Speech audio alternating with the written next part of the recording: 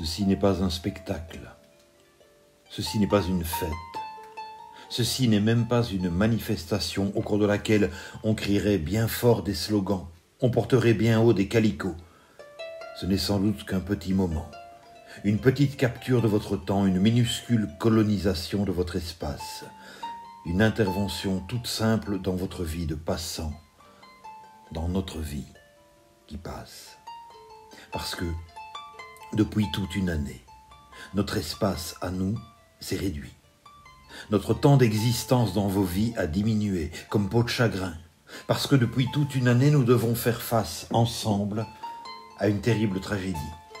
Mais que devant cette tragédie, nous ne faisons pas face de la même façon. Cette histoire-là, l'histoire que je vous raconte aujourd'hui, c'est l'histoire d'une disparition. Nous avons disparu. Disparu des discours tenus par les gouvernements. Disparu des écrans, bien souvent. Disparu des perspectives pourtant si rares évoquées par les journaux parlés. Nous avons disparu. Nous sommes, depuis des mois, comme des étudiants qui auraient passé un examen et qui en attendraient les résultats sans jamais les obtenir. Nous sommes, depuis des mois, les acteurs d'une pièce dont la première est sans cesse reportée. Nous sommes devenus invisibles. Nous, dont le métier est de vous faire voir. Inaudibles, nous dont le métier est de vous faire entendre. Incolores, nous dont le métier est de mettre en couleur. Nous ne nous plaignons pas. Nous ne voulons pas nous plaindre. Mais il serait terriblement faux d'affirmer que, face à cette disparition, nous n'avons rien à ajouter. Il serait terriblement dangereux de ne rien ajouter. Si nous ne le faisons pas, rien ne viendra combler le vide qui s'est créé entre nous.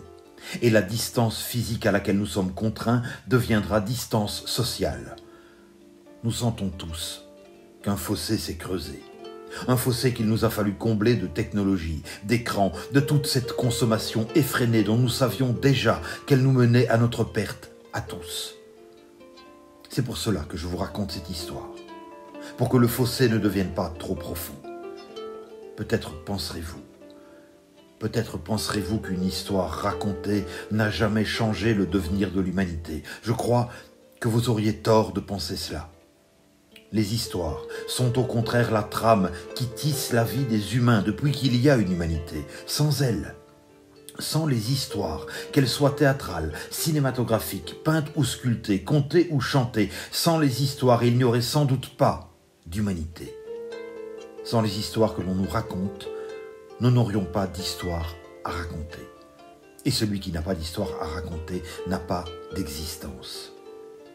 Ceci n'est donc pas un spectacle, ni une fête, ni une manifestation.